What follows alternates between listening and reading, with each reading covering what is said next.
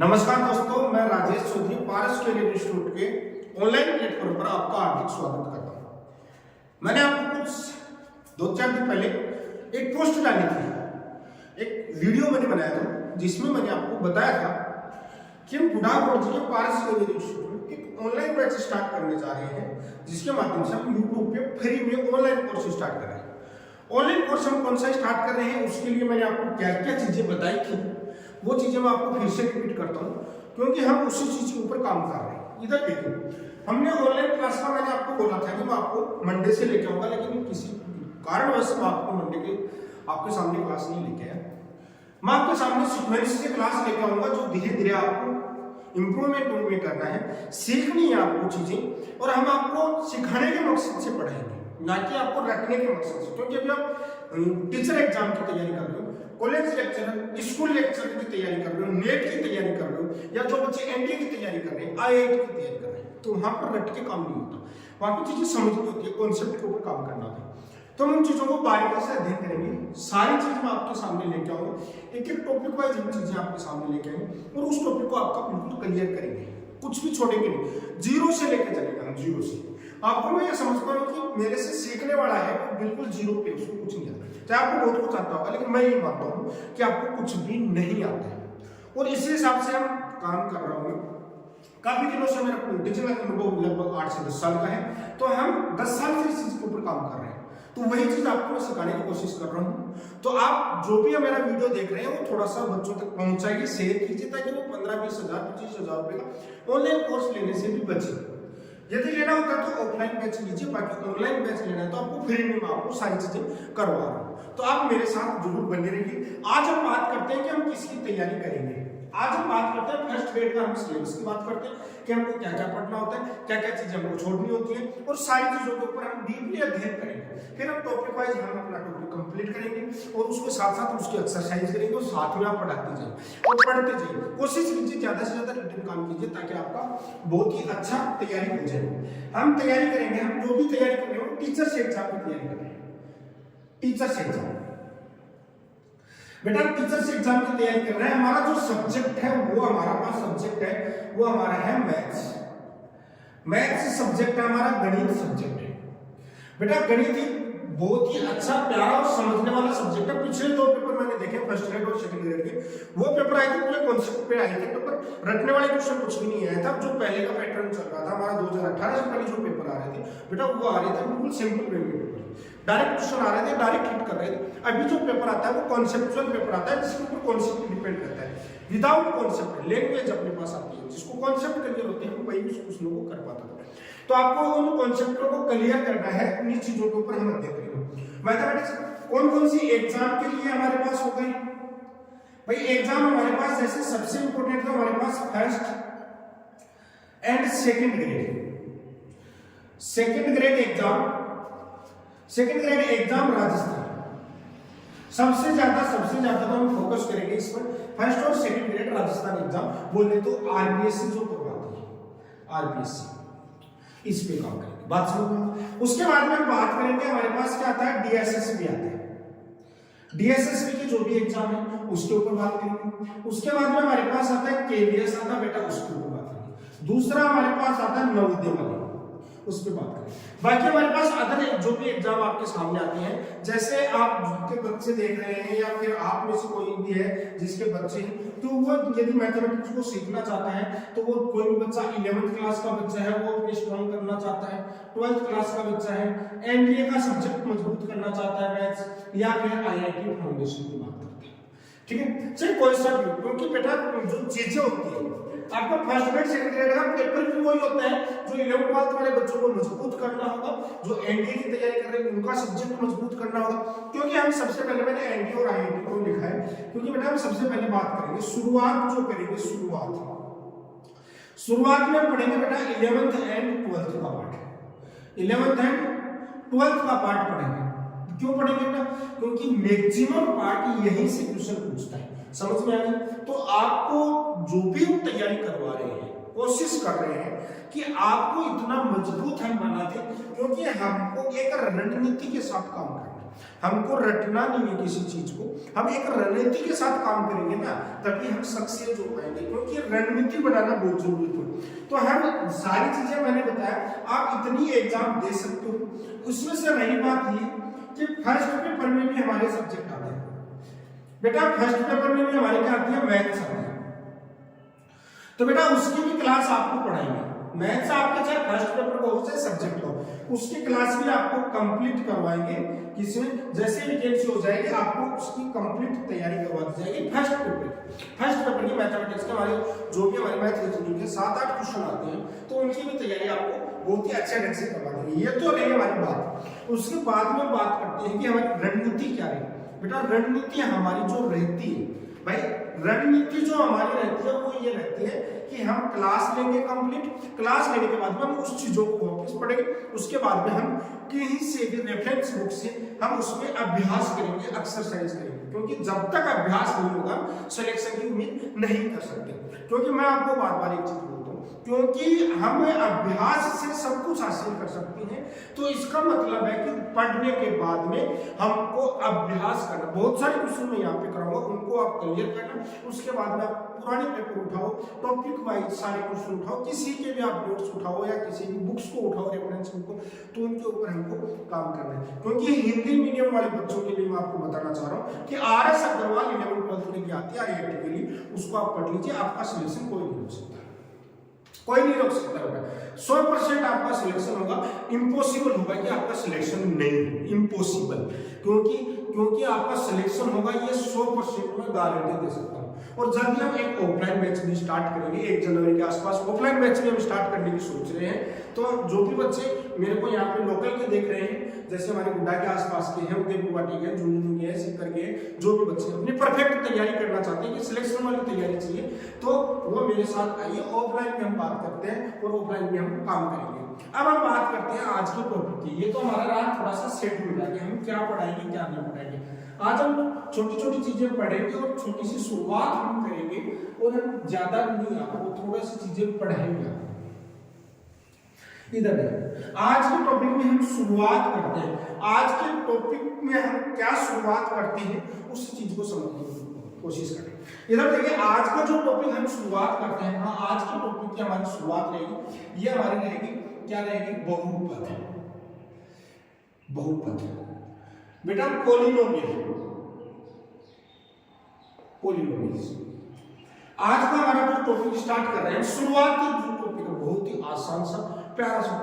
यहाँ से देखो 1 या 2 क्वेश्चन श्योर आते हैं, पॉलिनोमियल में से क्वेश्चन आता है 1 या 2। पॉलिनोमियल में सबसे ज्यादा इंपॉर्टेंट होती है हमारे पास इक्वेशन होती है, जिसमें पॉलिनोमियल में सबसे ज्यादा इंपॉर्टेंट चीज क्या होती है, इक्वेशन होती है बहुपद में। अब बहुपद क्या होता है, देखिए इधर समझने की कोशिश कीजिए। हमारे पास एक चीज लिखी हुई होती है, इधर देखो हमारे पास ऐसा कुछ लिखा हुआ होता है, देखो बहुपद होता क्या है, इस चीज के ऊपर हम बात करते हैं।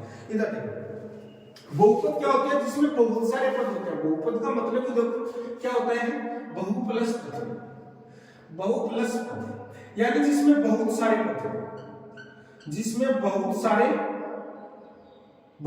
क्या हो पद। पद का मतलब इंग्लिश में होता है बेटा टर्म्स। कोई से इंग्लिश मीडियम का बच्चा होता है तो जरूर मेरे को बताइएगा कि सर हम इंग्लिश मीडियम से हैं, तो आपको इंग्लिश में सारी टर्म्स लिखाई जाएगी, तो आपको धीरे धीरे सारी चीज समझ में आ जाएगी, तो आप मेरे से पूछते रहिएगा। जिसमें बहुत सारे पद होते हैं उसको बहुपद बोलते हैं, पॉलिनोमियल। पॉली का मतलब होता है बहुत सारे, नॉमिनल का मतलब होता है टर्म्स होता है, बात समझे, जिसमें बहुत सारे पद होते हैं। जैसे अपने पास a0 plus a1x plus a2x square plus a3x plus up to an x की पावर n के रूप वाला व्यंजक, के रूप वाला व्यंजक हम बोल सकते हैं, या फिर इक्वेशन तो इसको नहीं बोलेंगे। व्यंजक क्या कहलाता है, बहुपद कहलाता है। क्या कहलाता है, बहुपद कहलाता है। इसमें n है वो क्या होना चाहिए, ऋणात्मक होना चाहिए। n क्या होना चाहिए, ऋणात्मक। ऋणात्मक का मतलब क्या होना चाहिए, n पॉजिटिव होना चाहिए। देखो सीधी सी बात है, थोड़ा सा हम लैंग्वेज के ऊपर भी बात करेंगे, हम छोटी छोटी चीजों को हम डीपली देखेंगे। देखो इधर कई जगह आपके पास ऐसा कोई भी रूप लिखा हुआ मिलता है, वो क्या कहलाता है, बहुपद कहलाता है, पॉलिनोमियल।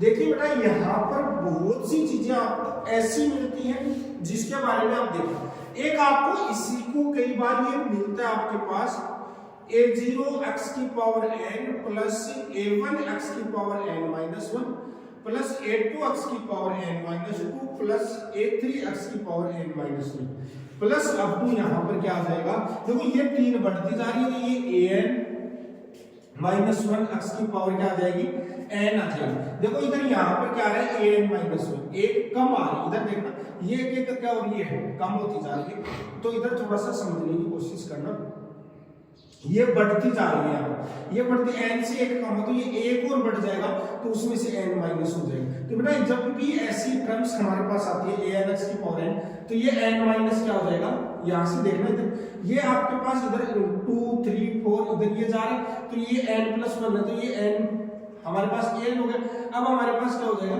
लास्ट टर्म जो हमारे पास आएगी वो क्या आ जाएगी, an आ जाएगी। बात समझ में आ गई, ये n, ये फिर इसको मैं डायरेक्ट इसको, चलो इसको डायरेक्ट मैं लिख देता हूँ, यहाँ पर क्या लिख देता हूँ, प्लस का लास्ट में क्या आ जाता है, an आ जाता है। बात समझ में आ गई। यदि थोड़ा सा देखो यहाँ पर n n-1 n-2 n-3, अब तो यहाँ से चलता रहेगा, तो यहाँ पर लास्ट में क्या बचेगा, n-n बचेगा और यहाँ पर क्या बचेगा, an बचेगा, n-n x की पावर 0 हो जाएगी। बात समझ रहे होंगे आप, मैं क्या कहना चाह रहा हूँ। तो लास्ट टर्म हमारी क्या बन जाती है बेटा, ये चीज हमारे पास बन जाती है n। तो ये भी हमारे पास क्या कहलाता है, ये बहुपद ही कहलाता है। तो कंफ्यूजन मत होना, बिल्कुल भी कंफ्यूज नहीं होना है, घबराना नहीं है हमारे पास बहुपद होगा या नहीं होगा। तो हमारे पास कोई भी चाहे इस फॉर्म में हो चाहे इस फॉर्म में हो, तो हम वही हमारे पास क्या होते हैं, बहुपद होते हैं। बात समझ पा रहे होगे मैं क्या कहने की कोशिश कर रहा हूँ, इस चीज को आप समझ रहे होंगे, इधर समझ रहे हो, बात समझ में आ गई। ये हमारे पास क्या होता है, बहुपद होता है। अब हम आगे जो बात करते हैं, आगे हम बात करते हैं एग्जाम्पल की बात करते हैं। तो हमारे पास एग्जाम्पल की बात करते हैं, तो जैसे मान लो x की power 3 plus 2x square plus x plus 1, तो बेटा ये भी क्या है, बहुपद है। यदि मैं बात करूं x प्लस 1, ये भी क्या है, बहुपद है, ये भी क्या है, बहुपद। यदि मैं बात करूं 5 की, तो 5 में अपने पास एक बहुपद है, लेकिन इसको हम बोल देते हैं अचर बहुपद। क्या बोल देते हैं, अचर बहुपद। बात समझ में आ रही है। अब हम देखो छोटी छोटी चीजों के ऊपर पहले बात करेंगे, उसके बाद में क्वेश्चन के ऊपर आएंगे, ठीक है। छोटी चीजों पर हम बात करें। अब हम थोड़ा सा देखते हैं कि बहुपद कितने टाइप से होते हैं। देखो बहुपद तो बहुत से टाइप के होते हैं, क्योंकि जितनी हमारे पास बहुपद होगा क्या रहेगा, हमारे पास उतने टाइप होंगे जितनी पावर होगी, ठीक है। अब हमारे पास दो चीजें और आती हैं, हमारे पास दो चीजें और आती हैं, बहुत ही इंपॉर्टेंट चीज यहाँ से निकल के आती है। वो हमारे पास क्या होता है, देखो हमारे पास कोई भी सबसे पहले बात आती है बहुपद की घात। सबसे पहले एक चीज आती है बहुपद की घात, यानी घात को इंग्लिश में बोलते हैं पावर। क्या बोलते हैं, पावर बोलते हैं। इधर समझने की कोशिश करना बहुपद की घात क्या होती है। मैं एक एग्जांपल लिया, मैंने एग्जांपल में हमारे पास क्या आ गया, x की power 3 plus x square plus x plus 1। बेटा ये चीज मैंने जैसे ली, तो इसमें क्या है, x के ऊपर जो भी पावर होती है उसको क्या बोलते हैं, पावर होती है। बात समझ में। अब हमारे पास जैसे घात क्या होती है, ये भी हमारे पास क्या है, x के ऊपर घात है, ये 3 घात है, ये 2 घात है, ये क्या है, 1 घात है। समझ में। तो ये हमारे पास ये क्या होती है, घात होती है। ये क्या होती है, घात होती है। समझ में आ गई। तो हमारे पास ये x की पावर 3, x की पावर 2, x की पावर है, तो x के ऊपर जो पावर होती है उसको क्या बोलते हैं, घात। ठीक है। थोड़ा सा यहाँ पर एक बहुत ही अच्छा लॉजिकल चीज आती है, उसको आप समझने की कोशिश करना। मैंने बहुपद की घात के बारे में पूछा, तो बहुपद के ऊपर घात काफी होती है। बहुपद के हर पद पे क्या होती है, बहुत सारी पद होती है, और हर पद के ऊपर कुछ ना कुछ घात होती है। बात समझ में। जैसे हम बात करते हैं, एग्जाम्पल के तौर पे हम बात करते हैं, बेटा इधर समझने की कोशिश करना। जैसे मैंने लिखा 5x की power 3 plus 2x square plus 1, ठीक है। ये हमने कोई बहुपद लिखा। नॉर्मली इस बहुपद को जैसे हम लिखते हैं, तो इसको मान लो px के बराबर लिख देते हैं। ऐसा ही कोई फंक्शन होता है, फर्स्ट ग्रेड की तैयारी करते हो तो आपको पता ही इस चीजों के बारे में कि आपके पास क्या होता है। तो यहाँ पर इसमें बात की जाती है बहुपद की घात। तो बहुपद की घात हमारे पास क्या क्या है, इसमें घात है वो हमारे पास 3 भी है बहुपद की घात, और 2 भी। बेटा देखना, बहुत से बच्चे बोलेंगे सर नहीं है तो घात तो 3 है। बेटा 3 नहीं है घात। हम देखो थोड़ा सा कॉमन सेंस से हम बात करते हैं, जो ऑथेंटिक बात करते हैं, तो उसमें घात हमारे पास 3 भी है और 2 भी। बहुपद के ऊपर घात कितनी है? 3 भी है और 2 भी। बेटा एक वर्ड और जो आप सोच रहे हैं कि घात 3 है, घात 3 है, उसको हम क्या बोलेंगे? 3 घात का बहुपद है, मतलब मैक्सिमम पावर ऑफ जो अपने पास पॉलिनोमियल है, ठीक है, मैक्सिमम पावर ऑफ x है। x यहाँ पर क्या होता है हमारे पास बेटा, यदि किसी को डाउट हो तो आप लिख लेना कि x यहाँ पर क्या होता है? चर होता है। समझ गए क्या? देखो हम बात करते हैं कि इसमें घात, अब हमारे पास एक तो लाइन ही आ गई, दूसरा हम एक लाइन और लिख रहे हैं आपके लिए, बहुपद की कोटि, बहुपद की कोटि। बेटा एक वर्ड मैंने और लिखा है, ऑर्डर, ऑर्डर, ऑर्डर, या फिर इसको ऑर्डर भी लिखते हैं या फिर क्या लिखते हैं? डिग्री, ऑर्डर या डिग्री। बेटा मैंने एक चीज और लिखी है, जो आप सोच रहे थे वो चीज मैंने देखो लिखी है इसमें, वो क्या? बहुपद की घात होती है। बहुपद की घात तो सारी होती है, जिसमें पद के ऊपर घात कुछ ना कुछ लगी हुई है तो वो सारी घात है, समझ रहे हो? लेकिन हम बात करते हैं ऑर्डर क्या होता है, डिग्री क्या होता है? डिग्री क्या होता है? बहुपद की अधिकतम घात, बहुपद की अधिकतम घात, बहुपद की अधिकतम घात क्या कहलाती है? डिग्री कहलाती है। डिग्री बोले तो कोटि, मैक्सिमम पावर ऑफ x, या फिर हम बोल सकते हैं बहुपद की अधिकतम घात, या फिर बोल दो डायरेक्टली x या चर की अधिकतम घात, या लिख दो चर की अधिकतम घात, या फिर क्या लिख दो? चर की अधिकतम घात, या फिर लिख दो x की अधिकतम घात। बात समझ में आई? Maximum power of x equals to degree, maximum power of x। बेटा maximum power of x equals to क्या हो जाएगा? डिग्री। x की अधिकतम घात क्या कहलाती है? कोटि कहलाती है। बिना चाहो तो लिख लेना भाई, x की जगह मैं लिख सकता हूं चर राशि, चाहे वो y हो चाहे q, x या चर की अधिकतम घात, अधिकतम घात क्या कहलाती है? कोटि कहलाती है, कोटि कहलाती है। बेटा समझने की कोशिश कर रहा हूं, बहुत ही प्यारा कॉन्सेप्ट यहां से समझाने की कोशिश कर रहा हूं कि x की अधिकतम घात क्या कहलाती है? बेटा कोटि कहलाती है। थोड़ा सा बहुत ही अच्छा कॉन्सेप्ट है, जिसके ऊपर आपको ध्यान देना है। तो हमारे पास क्या आता है? बहुपद हमने पढ़ा, बहुपद में बहुत सारे पद होते हैं, उसमें घात है, हर पद पे अलग अलग घात हो सकती है, तो घात अलग अलग हो सकती है। लेकिन कोटि, कोटि होती है maximum power of x, x की अधिकतम घात को हम क्या बोलते हैं? कोटि बोलते हैं। x की जो मैक्सिमम पावर होती है, मैक्सिमम का मतलब अधिकतम, ज्यादा से ज्यादा। जैसे हमारे पास ये क्वेश्चन है, यहाँ ये क्वेश्चन है, इसमें हमारे पास कोटि कितनी थी? इसमें कोटि कितनी थी? हमारे पास 3 थी। इसमें कोटि कितनी थी? 3 थी। तो हम जैसे जैसे क्वेश्चनों पर बढ़ते हैं वैसे वैसे हम सीखते जाते हैं चीजों। इधर देखो, थोड़ा सा मैं और आपको समझाने की कोशिश करता हूँ एग्जाम्पल के द्वारा। हम आज छोटी छोटी चीजों पर अध्ययन करेंगे, जिसके बारे में थोड़ा सा आपको पता होना चाहिए। यदि छोटा सा क्वेश्चन आ जाता है आपके वैसे 12th क्लास में या 10वीं में हमारे पास छोटा सा क्वेश्चन आ जाता है तो हमारी दिक्कत हो जाती है, समस्या का सामना करना पड़ता है। मैं जैसे मैं बात करता हूँ, बात सुनो, जैसे मैंने बेटा एग्जांपल लिया 2x² प्लस 3x प्लस 1। एक बार एग्जांपल लिया px बराबर, हमने एग्जांपल लिया x प्लस 1। एक एग्जांपल हमने लिया बेटा px बराबर, हमने एग्जांपल ले लिया 5x³ plus 3x² plus 6x plus 5। ठीक है, एक हमने एग्जांपल ले लिया, एक एग्जांपल में और ले लेता हूं, px बराबर हम ले लेते हैं 7। इधर समझने की कोशिश करें बेटा। इसमें हमारे पास क्या है आंसर बताओ बेटा। इसमें हमारे पास बात करते हैं हम डिग्री की। किसकी बात करते हैं बेटा? कोटि की बात करते हैं, डिग्री की। बेटा डिग्री की हम बात करते हैं तो इसमें degree maximum power of x कितनी है? 2 है, तो डिग्री कितनी आएगी? 2 आएगी। उसके बाद में यहाँ पर हम डिग्री की बात करते हैं, कोटि की बात करते हैं। इस वाले क्वेश्चन में कोटि कितनी आएगी? 1 आएगी। यहाँ पर हम कोटि की बात करते हैं तो कोटि यानी डिग्री हमारे पास कितनी आएगी? डिग्री हमारे पास कितनी आएगी? यहाँ पर 3 आएगी। बात समझ में आई? यहाँ पर हमारे पास डिग्री कितनी आएगी बेटा? यहाँ पर डिग्री आएगी 0। बात समझ पा रहे हो? तो यहाँ से हमने डिग्री का डिसाइड कर लिया कि डिग्री क्या होती है, क्योंकि हमको पता है कि x की अधिकतम घात क्या कहलाती है? डिग्री कहलाती है, कोटि कहलाती है। तो हमने इसके ऊपर अध्ययन कर लिया कि पॉलिनोमियल कोई भी हमने लिया, उसकी अधिकतम घात हमारे पास क्या कहलाएगी? कोटि कहलाएगी। ठीक है, तो हम ये छोटी छोटी चीजें पे हम अध्ययन करते हैं। बाकी हम बात करते हैं कि कौन सा आपके पास होगा पॉलिनोमियल, कौन सा नहीं होगा। हमेशा पॉलिनोमियल x की क्या होनी चाहिए, पूर्णांक घात होनी चाहिए, पॉजिटिव इंटीजर्स होनी चाहिए। समझ में आ गई? जैसे एग्जांपल की बात में हम बात करें x की पावर 1/2 प्लस 1, बेटा ये आपके पास पॉलिनोमियल आ गया। आप इसमें ये डिग्री मत कर देना, डिग्री बराबर 1/2।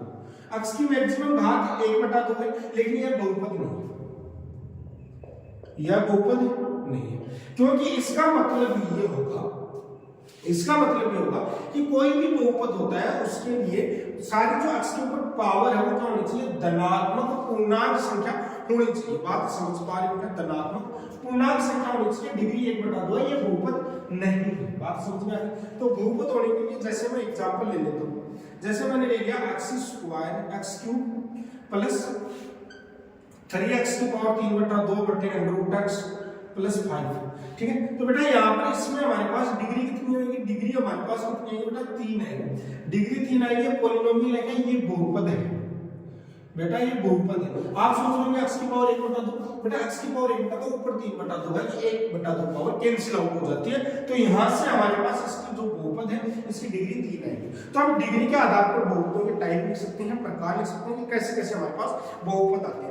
तो आज की क्लास आपको कैसी लगी उसके बारे में आप कमेंट में जाकर बताइएगा जरूर कि हमारे को कैसी क्लास लगी। ऐसे ही हम सारे चैप्टर को हम डीपली एनालिसिस करते हैं। देखो धीरे आज हमने शुरुआत की, तो थोड़ा सा मैंने इंट्रोडक्शन करवाया है।